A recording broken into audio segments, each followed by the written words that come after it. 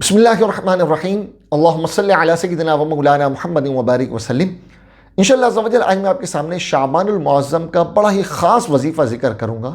یاد رکھیے، رجب اللہ کا مہینہ ہے اور شعبان پیارے آقا صلی اللہ تعالی وسلم کا مہینہ ہے۔ تو یہ جو مہینہ ہے پیارے آقا کا مہینہ، اس میں پیارے آقا پر کثرت سے درود پاک پڑھنا چاہیے۔ امام جعفر صادق رضی اللہ تعالی عنہ فرماتے ہیں کہ جو اس مہینے میں یعنی شعبان کے مہینے میں روزانہ 700 مرتبہ درود پاک پڑھے تو اللہ تعالیٰ فرشتے مقرر فرمائے گا کہ وہ جو درود پاک اس نے پڑھا ہوگا وہ پیارے آقا صلی اللہ علیہ وسلم کی بارگاہ میں وہ پیش کریں گے۔ اس سے نبی کریم صلی اللہ علیہ وسلم کی روح مبارک خوش ہوگی اور پھر اللہ تعالیٰ ان فرشتوں کو حکم دے گا کہ قیامت تک اس شخص کے لیے دعائے مغفرت کرتے رہیں۔